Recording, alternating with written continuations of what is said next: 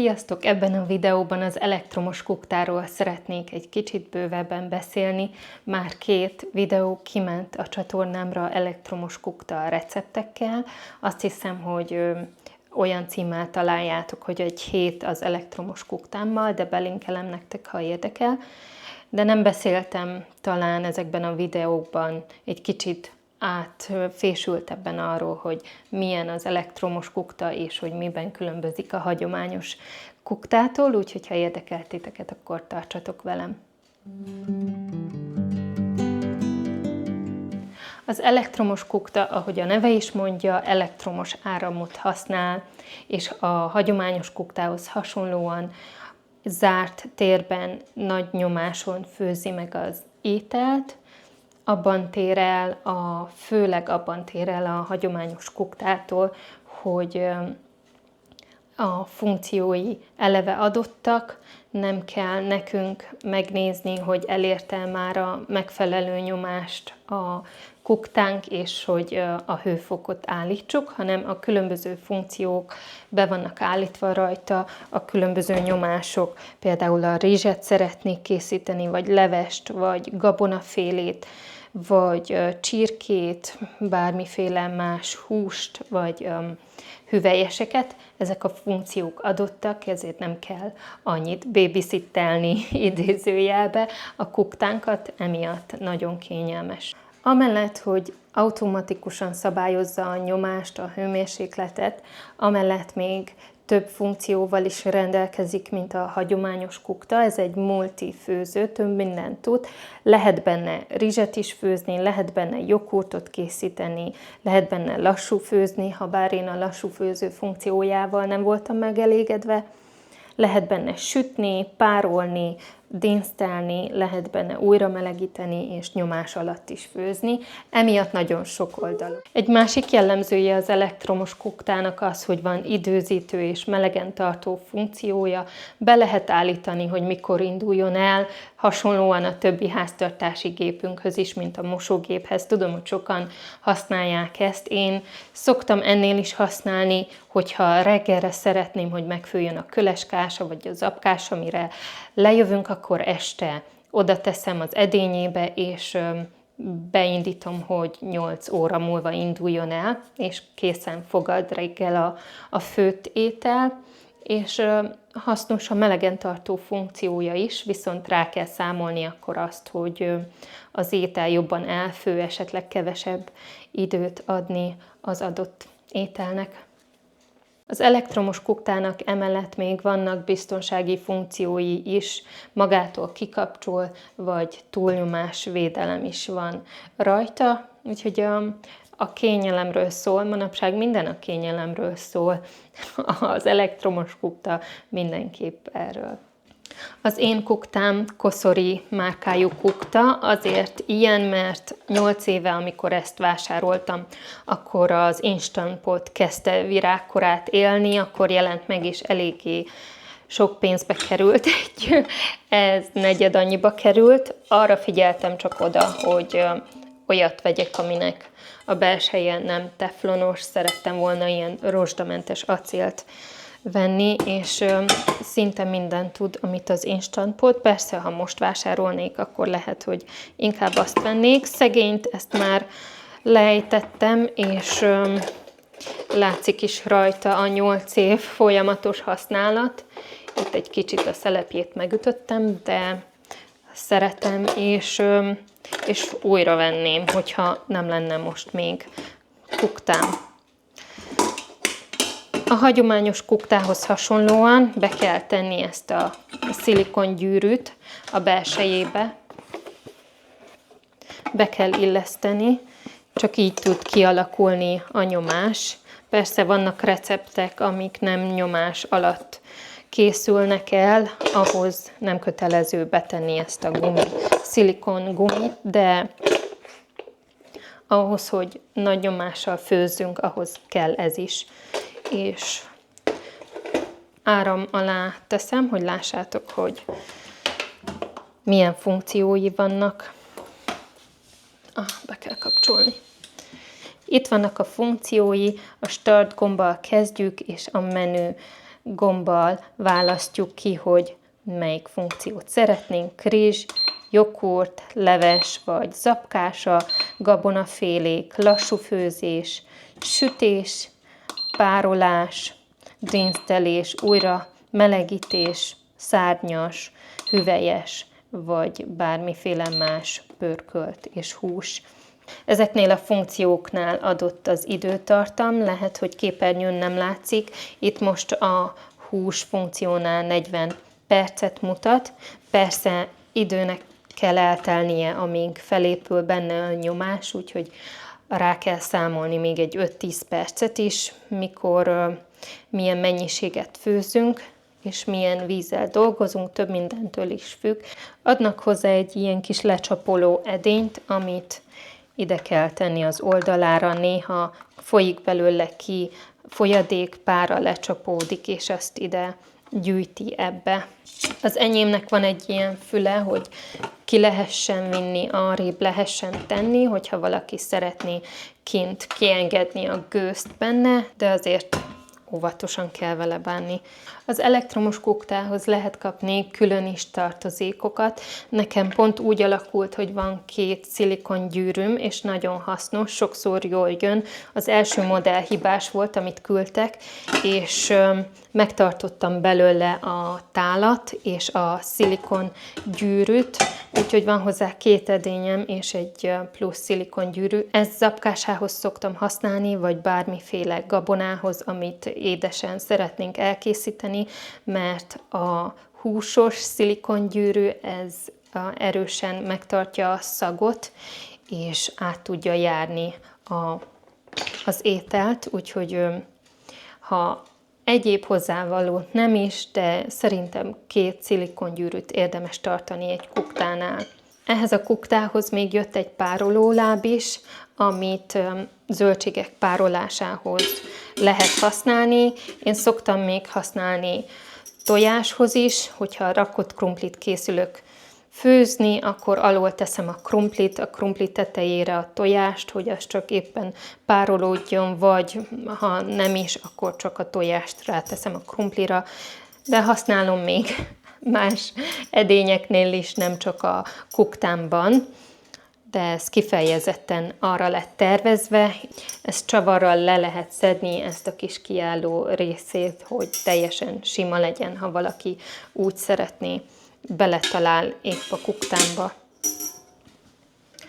Emelén külön vettem még ilyen edényeket, amivel különböző ételeket lehet készíteni. Ezt pot-in pot metódusnak nevezik, edény az edényben metódusnak nevezik.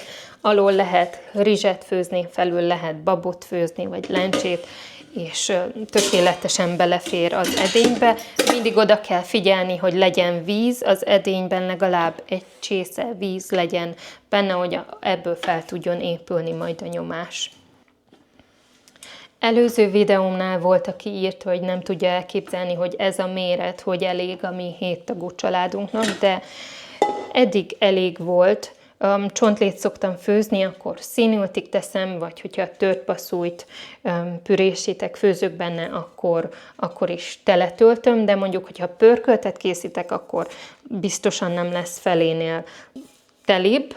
Vannak nagyobb modellek is, amikor én vásároltam, ez a modell volt elérhető abban a keretben, amit én rá szánni tudtam, és úgy találom, hogy ez számunkra elég. És akkor, hogy hogyan működik.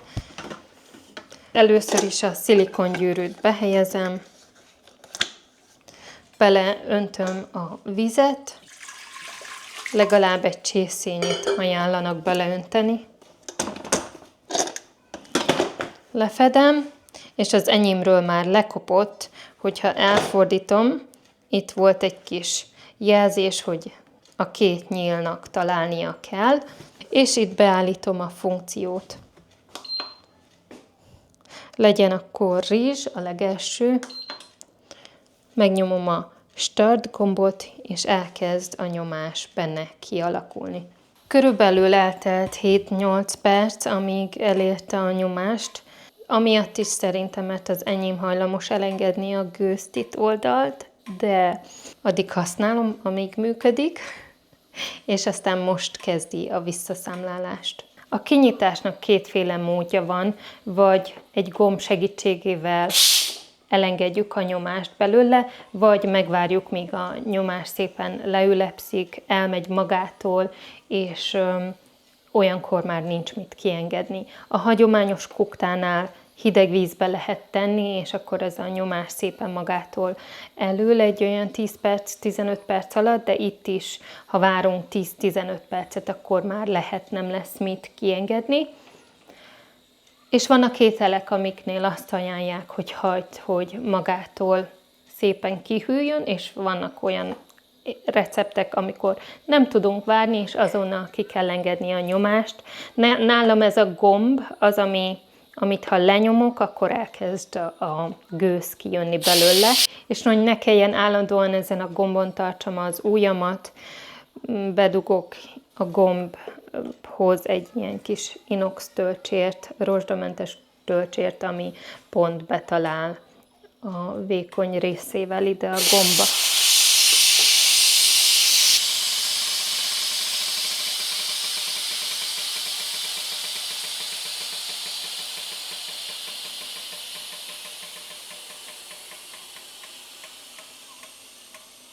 A gép elcsendesedett, most már kinyithatjuk.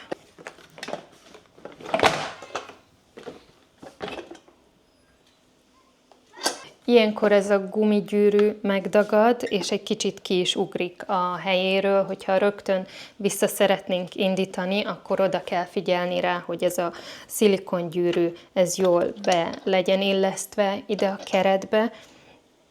És én egy ideig nem mostam el ezt a fedelét, úgy vigyáztam rá, nem mertem folyó csapvíz alá tartani, de ki lehet bátran mosni. Ez a része itt lejön, most nem fogom leszedni, mert forró, de ez is lejön, és kiveszem mindig a szilikongyűrűt, és ezt külön elmosom, és a fedelét is alá teszem. Amúgy a külsejét a kuktának csak át szoktam törölni, és ezt a tálat pedig, amikor forró, egy konyharuhával szoktam kiemelni. Lehet hozzá kapni kicsi szilikon kesztyüket, de nekem megteszi a konyharuha is. Arra gondoltam, hozok nektek egy receptet, ami leginkább nyáron szokott nálunk előfordulni. Nagyon szeretjük a sült csirkét, és amúgy a csirkét, húslevest jöhet bármilyen formában. Azokon a heteken, amikor nem húslevest teszünk, akkor sült csirkét készítek. A gyerekek nagyon-nagyon szeretik, oda vannak érte. Ilyenkor, amikor nagy a meleg, akkor mint más sem, mi sem szeretjük beindítani a sütőnket, annak ellenére, hogy Angliában azért nem szokott akkora kánikula lenni, mint otthon Erdélyben, Magyarországon, vagy bárhol Kelet-Európában, de jól jön néha, hogyha sültet szeretnénk enni, de el akarjuk kerülni azt, hogy bemelegedjen az egész házunk. Ilyenkor zöldséget aprítok, és elkezdem a dinsztelő funkcióval bemelegíteni a kukta edényét, dobok rá répát, hagymát, zellerszárat, kevés fokhagymát a legvégén, és közben fűszerezem az egész csirkémet, raktam rá kurkumát, piros paprikát, fokhagymát, sót, borsot és kakukkfüvet. Egy kevés kakukkfű kerül az aljára is, és a tetejére is. Majd igyekszek ilyenkor jól belemasszírozni a fűszereket a húsba, hogy minél jobban átjárja az íze.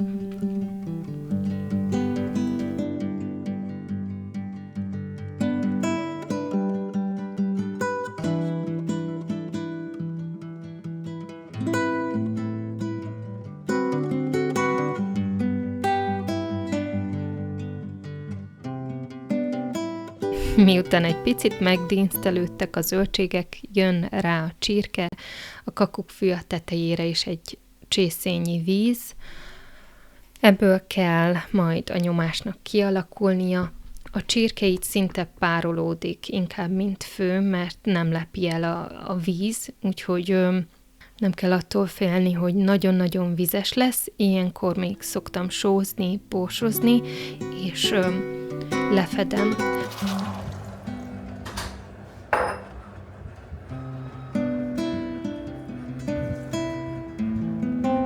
Azt nem mondtam még a videóban, hogy az adott funkciókat, mint a csirkénél, ez esetben a 20 perc, azokat lehet állítani, a hosszúságát lehet kevesebb vagy több időt adni neki, mint az alapbeállítások. A plusz-minusz gombbal lehet ezeket állítani fel és lefele. Mivel egész csirkét pároltam, ez esetben 20-ról felvittem 25-re az alapbeállítást. Mire a kukta végzett, vagyis mire én oda jutottam, hogy kinyissam a kuktát, a nyomás szinte el is ült benne teljesen, alig volt kevés gőz, ami kijött belőle, úgyhogy mehetett egy tepsire, egy picit belocsoltam a csirkét, hogy ne száradjon ki túlságosan, és beraktam a grillsütőm alá egy olyan 5 percre, kellett figyelnem, mert a grill nagyon hamar tud égetni. Szerettem volna, hogyha egy kicsit megpirítja a csirkének a bőrét. Miután kivettem a grill alól, azután is tettem rá egy kicsi levet, hogy ne száradjon ki túlságosan. Letakartam, és míg a tört krumplival foglalkoztam, addig volt ideje egy kicsit a húsnak pihenni, mint ahogy azt a nagykönyvben is ajánlják.